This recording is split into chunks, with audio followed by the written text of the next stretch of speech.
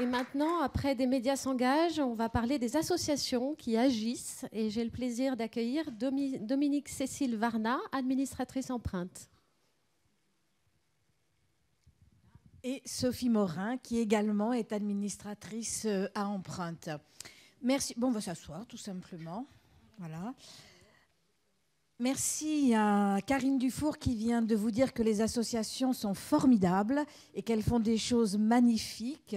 Moi, je trouve qu'on ne l'avait pas assez entendu depuis ce matin, donc d'un seul coup, là, ça fait vraiment du bien.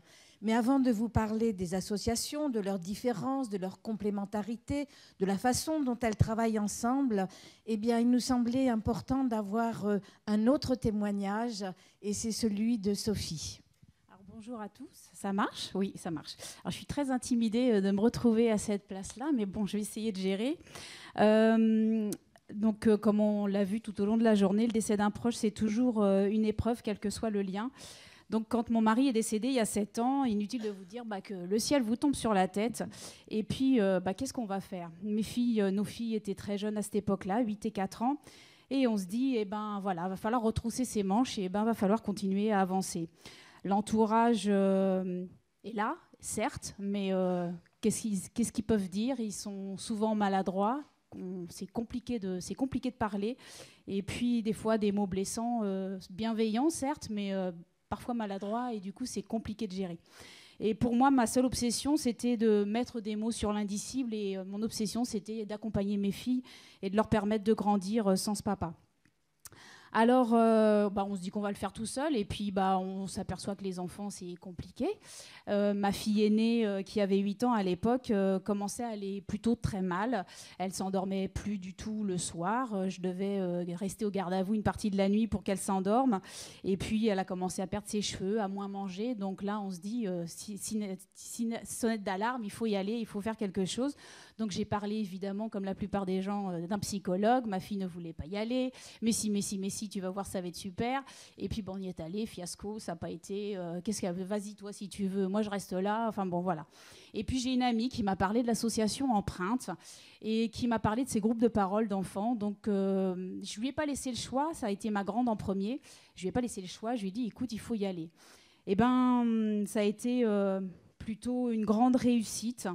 Parce que justement, ça a commencé par un coup de téléphone, une rencontre où on remet des mots, on réexplique ce qui s'est passé, et puis simplement être entendu. C'est ce qui m'a permis d'accompagner, en tout cas de convaincre ma fille d'y aller, de rejoindre ces groupes d'enfants. Et là, autour d'ateliers manuels encadrés par les bénévoles de l'association, avec les autres enfants, j'ai vu ma fille à nouveau s'apaiser. Elle me racontait en sortant des ateliers comment un tel faisait pour s'endormir. Tiens, moi je vais essayer aussi. Comment une telle avait eu les mêmes idées noires. Et tiens, elle a les mêmes que moi. Et du coup, ces rencontres avec ceux qui traversent, qui ressentent, qui comprennent, qui partagent sans tabou, lui ont permis de rester debout et surtout de rester vivante. C'est ensuite ma plus jeune fille, qui était très jeune, pas tout à fait 4 ans, qui a rejoint les groupes d'enfants. Je garde mes notes, parce que je ne sais pas si ça se sent, mais je suis très intimidée. Qui a rejoint les groupes d'enfants de son âge. Et elle était très très jeune, et les bénéfices n'ont pas du tout été les mêmes. En grandissant, je m'apercevais que les souvenirs s'estompaient, qu'elle ne se souvenait pas, malgré la construction des boîtes magiques.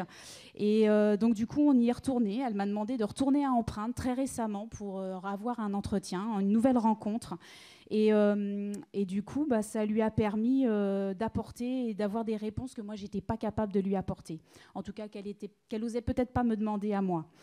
Il persiste et il persistera des moments plus ou moins douloureux, mais la force de l'accompagnement associatif dont nous avons bénéficié, mes filles et moi, nous ont permis d'avancer. Rien n'est jamais acquis, c'est sûr, mais c'est un bien long chemin que le deuil. L'accompagnement de mes enfants m'a permis à moi de choisir les bons mots, de savoir différer mes réponses, le temps de trouver l'énergie de répondre et d'aborder toutes les questions de mes filles avec transparence. C'est surtout aujourd'hui une grande victoire de les entendre parler de leur père avec simplicité, avec sérénité. Et puis enfin, il était important pour moi d'apporter ma petite contribution en retour à ce que j'avais reçu, mes filles, ce qu'on avait reçu toutes, et de continuer le chemin. Et pour ça, j'ai rejoint le conseil d'administration d'Empreinte et je les remercie de m'avoir accueillie. Voilà.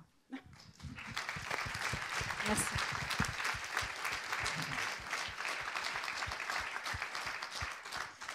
Une question, Sophie, tu nous dis, j'ai voulu apporter ma petite pierre à l'édifice, donc aujourd'hui tu t'es engagée auprès de l'association derrière le micro, donc Empreinte.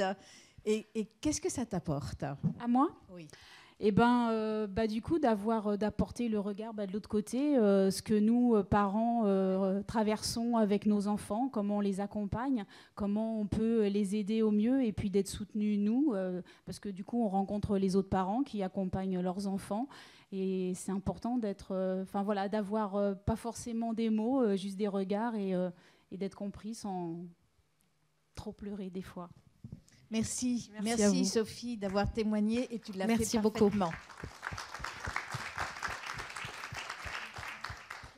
Oui. Alors il existe beaucoup d'associations qui sur le territoire national interviennent dans l'accompagnement. Nous sommes d'ailleurs en train, au niveau d'Empreinte, de remettre en route. Il existe déjà un répertoire national, mais nous sommes en train de l'affiner. Il n'est pas complètement exhaustif, mais nous gérons ce répertoire sur le site d'Empreinte. Nous avons l'habitude de dire que les associations sont différentes, mais qu'elles sont aussi complémentaires. Et il nous paraissait important aujourd'hui de pouvoir, assez brièvement, de pouvoir vous expliquer un petit peu quelles sont les différences. Alors, les associations qui interviennent dans l'accompagnement peuvent intervenir, par exemple, selon le type de public ciblé. Ça peut être des adultes, ça peut être le choix d'intervenir auprès d'adolescents. Certaines associations sont, elles, spécialisées pour les enfants. De la même façon, les associations peuvent intervenir selon le type de décès. Il est certain que ce n'est pas la même chose, le décès par maladie, un décès suite à un accident, le décès suite, par exemple, également à un suicide. Les associations aussi interviennent de façon différente et quelquefois selon le lien au défunt. Certaines associations vont être plus spécialisées dans le veuvage, l'accompagnement des veufs ou des veuves. D'autres associations vont se spécialiser dans l'accompagnement de familles de personnes qui se seront suicidées. D'autres associations encore vont intervenir auprès des enfants. On voit bien que là, le choix d'intervention peuvent être différents, mais combien complémentaires. Enfin, le type d'accompagnement aussi peut être différent. Il y a, par exemple, les écoutes téléphoniques, comme nous pouvons le faire à Empreinte. D'autres associations vont proposer uniquement de l'entretien individuel. Certaines vont proposer des groupes de parole ou d'autres encore des ateliers d'enfants. Une association, notre association Empreinte, elle intervient un petit peu sur tous ces différents accompagnements, mais d'autres associations peuvent, elles, se spécialiser dans un type d'accompagnement particulier.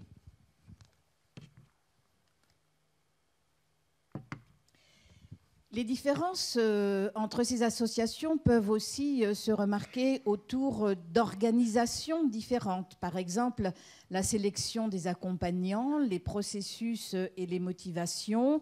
Est-ce qu'il y a un questionnaire? Est-ce qu'il n'y a pas de questionnaire? Comment est-ce qu'on devient bénévole accompagnant dans une association? Comment est-ce qu'on devient salarié accompagnant dans une association? Est-ce qu'il y a un entretien avec un psychologue ou pas? Est-ce que, au niveau des accompagnants, l'association va choisir de ne travailler qu'avec des bénévoles, va choisir de travailler avec des salariés?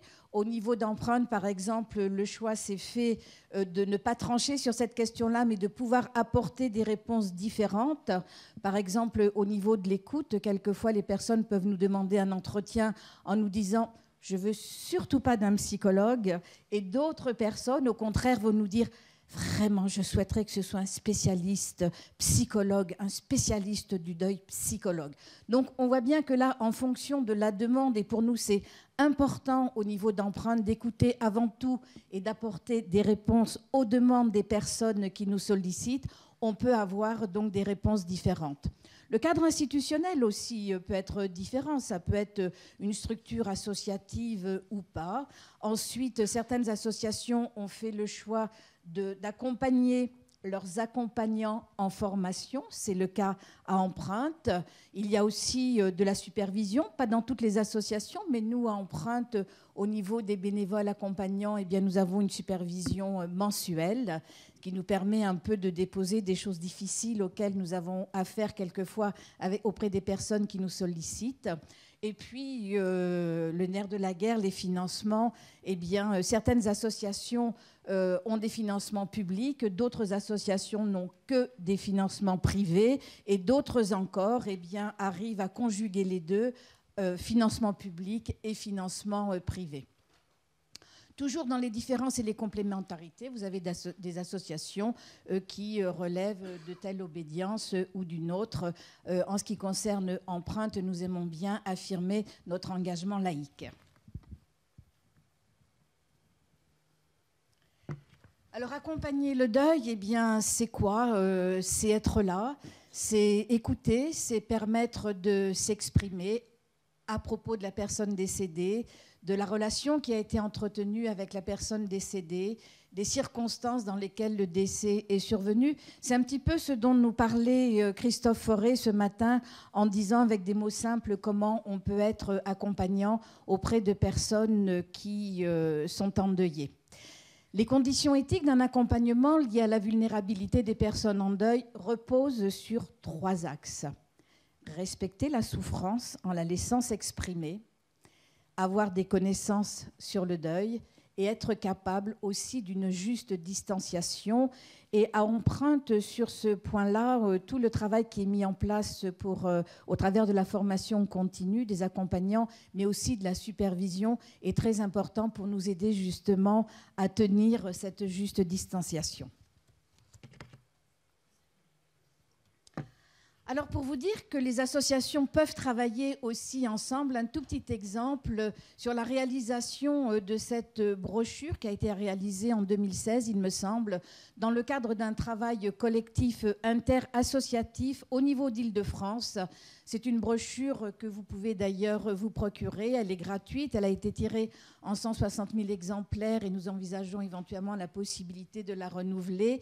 15 partenaires en Île-de-France ont travaillé ensemble pour pouvoir la rédiger avec, dans son sommaire, comprendre le deuil, qui est en deuil, surmonter ce deuil. Et à la fin de cette petite brochure, vous avez un annuaire de toutes les associations franciliennes avec leurs spécificités, annuaire de ces associations qui ont participé à la rédaction de cette brochure.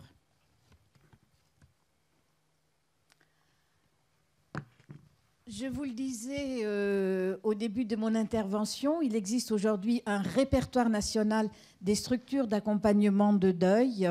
Aujourd'hui, c'est l'association Empreinte qui en a la gestion sur son site.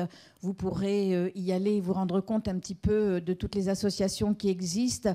La liste n'est pas complètement exhaustive, mais nous avons répertorié déjà 76 associations dans tout l'Hexagone qui interviennent au niveau de l'accompagnement des personnes endeuillées, chacune avec leur spécificité, certaines étant davantage orientées vers tel type de public ou vers tel type de décès. Mais sur le site, vous pourrez trouver les informations qui vous permettent immédiatement d'identifier si c'est cette association qui peut vous aider dans l'accompagnement.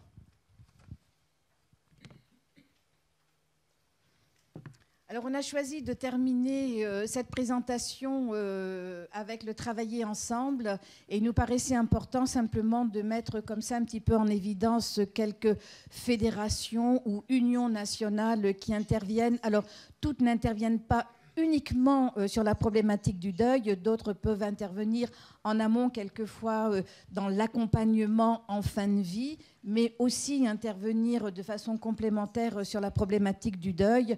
Donc simplement pour vous en citer quelques-unes, sans doute que vous connaissez déjà, la Société française d'accompagnement et de soins palliatifs à laquelle Empreinte est adhérente, l'Union nationale de prévention du suicide, la Fédération Jamla jusqu'au bout la mort, accompagner la vie, la Fédération européenne Vivre son deuil, Dialogue et Solidarité et l'Union nationale des ASP.